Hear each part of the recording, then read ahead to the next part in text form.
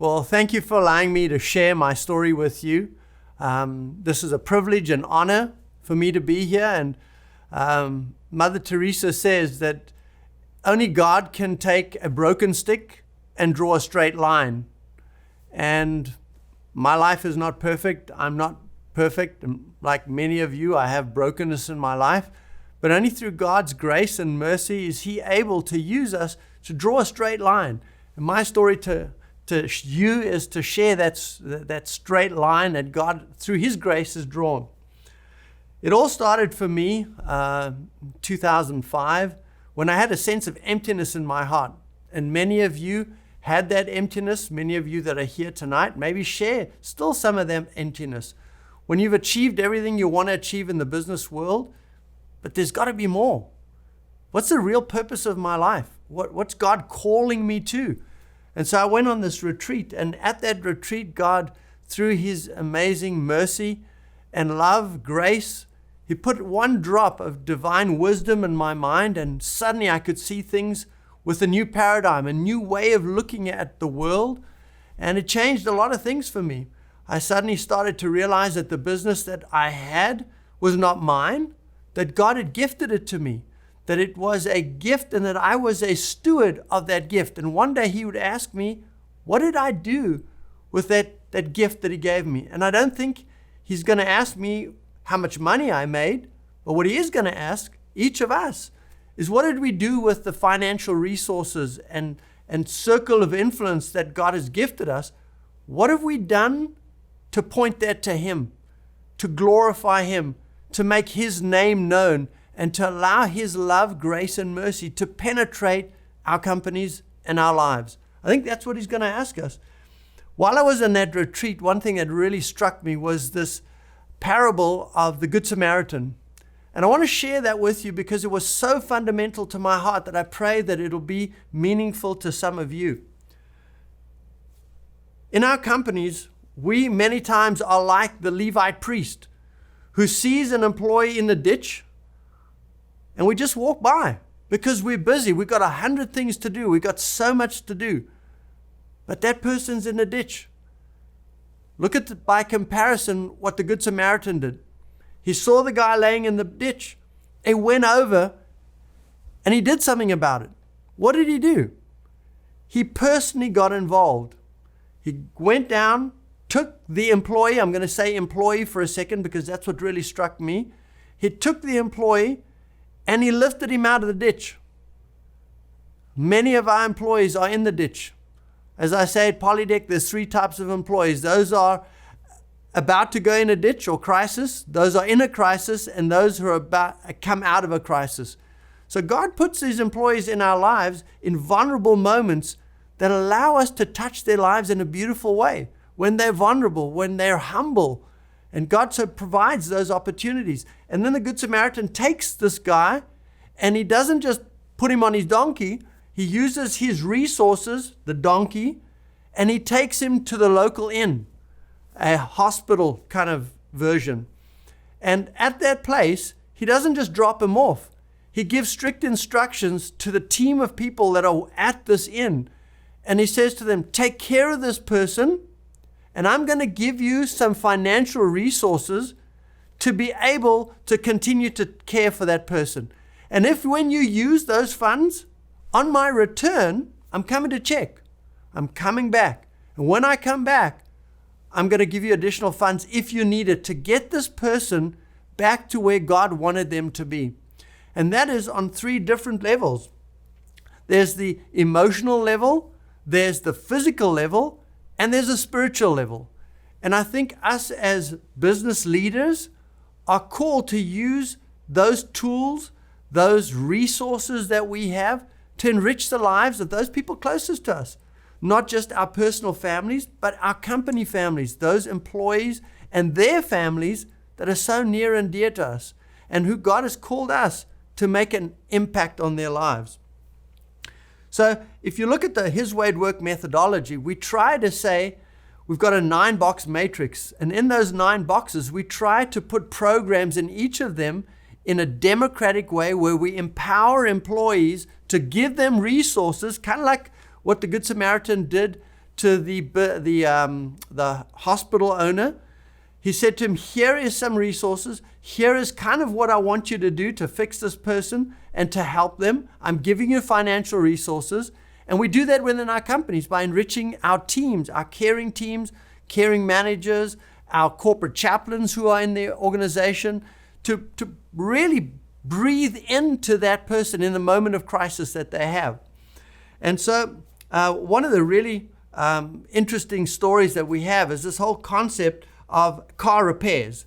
We try at our company at Polydeck is to go to our employees and say, you know what, we're going to give you an 800 number. You call this number if your car breaks down. We're going to come, we're going to get your car, we're going to bring it to the car hospital, we're going to repair it and bring it back to you at no charge. Not only for you, but for your spouse too. So we're reaching out to the families. And I'm using this as just one of the funds that we have at Polydeck, but I'm sure you in your own personal companies have so many other opportunities. You don't have to use that one. It's just an example. But as we think of that, many of us say, you know what, if I do that, will I not get taken advantage of? Did that Good Samaritan probably felt the same way? If I give money to this inn owner and I ask him to take care of this person that's sick, what happens if he squanders that money? What happens if when I get back he's gone? What happens if he doesn't do what I asked him to do? But you know, that's where faith comes in. We have got to trust and rely on the tools and best practices within His way at work to help us. His way at work, one of the really cool things is that we have so many different tools, different funds, different programs on all those 9 boxes: the employee, the employee's family, the community, physically, spiritually, and emotionally. All those 9 boxes, we have programs, and we have very strict rules and methodology that will help you to implement those things. So anyway, what that does is it allows you to implement things a lot quicker, learning from others and learning from past experiences that other people have had. The way I say it, it avoids you from getting sticks in the eyes. Other people have got sticks in the eyes. The car repair fund, when we first initiated it, yeah, people abused it. But you know what? We put programs in place to avoid those sticks in the eyes. And we got it right. And we can share that with you. Of the roughly 150 companies that are His Way at Work members, we have so much experience that we can share with each other. And I just encourage you to take advantage of that. Well, with His Way at Work, we did some things at Polydeck, and now we've expanded that to the His Way at Work movement. It's just beautiful to see how we at His Way at Work have used the mission statement, which says we are here to inspire many of you, to empower you by giving you tools and methodologies to be successful, to transform the culture of your companies in a way that honors God by using God's love in the workplace. And I just want to share with you one brief thing. Fernando Garcia, a very founding member on the board of His Way at Work, who several years passed away, had such a beautiful saying. He said, Peter, I understand finally what the purpose of my company is and the purpose of His Way at Work.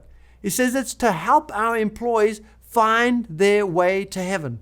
And what a beautiful methodology and thinking of what the heart and soul is of His Way at Work. We've evolved over time. We've got so many new things and tools that we can share with you. I hope that as you listen to the other speakers that you'll hear so many different ways that will encourage you on your personal journeys. His Way at Work, as I said, is a movement.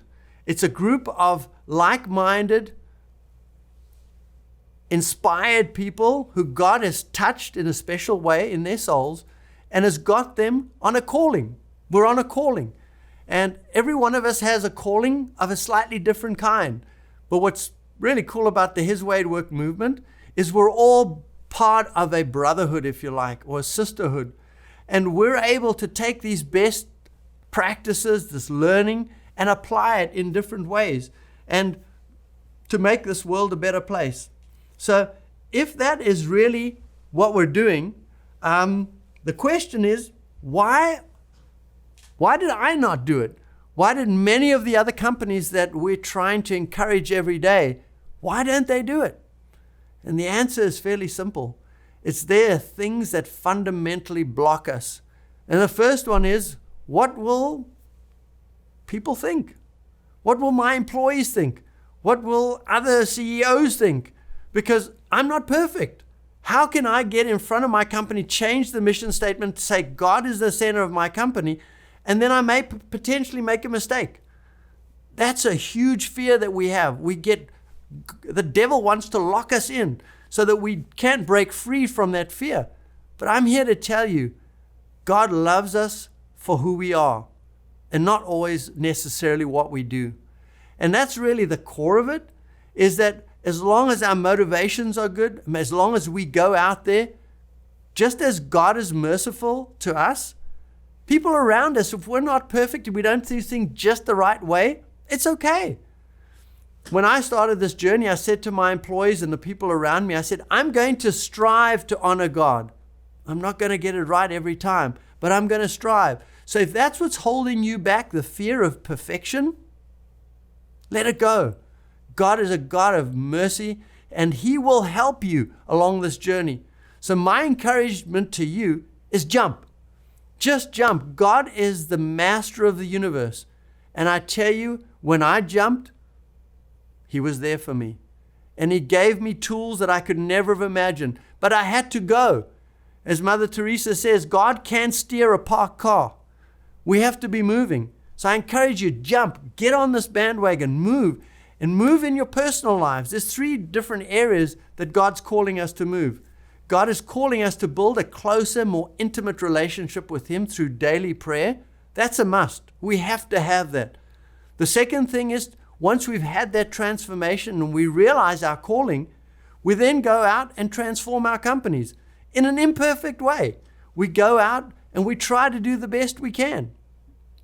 Another fear that is there is, you know what? What will my customers think? If we live our lives in a morally ethical way with integrity, and we lead our companies with values that are good, wholesome values, no one is going to point a finger and say, well, you're a Christian and you're announcing it, so I'm not going to do business with you. We found across the board that people want to deal with people of goodwill, who they can trust, who they can rely on with honesty, integrity, and good products. And that's really what we found. And so that whole concept is key. First is to get that intimate relationship with Christ, to take it into our companies. And once it's in our companies, it will enrich the lives of not only our employees, but it'll also go out into the community by touching their families, and then even further into the wider community. And so I just encourage you, through that transformation of your company, God will bless you. I call it God economics. When we give God, He always gives us back more. And He'll give you financial resources to implement what your heart is calling you to. He will give you the emotional stamina and passion in your heart to be able to do it. And once you're on that journey, we hope and pray that you'll see the benefits that His way at work can bring to you. Not only on the spiritual side, glorifying God, creating eternal value, but your business will do better too. And as we go around that, we hope that you that are doing these His way at work events and things in your company will then go out into the community to bring your friends, people outside of your company, fellow business owners. Bring them into the His Way at Work community. Invite them to His Way at Work events. Help the movement grow, because that's how this thing will become bigger and better and touch this world in a way that makes this world a better place. So at the end of the day, God has a calling on each one of us, a unique calling.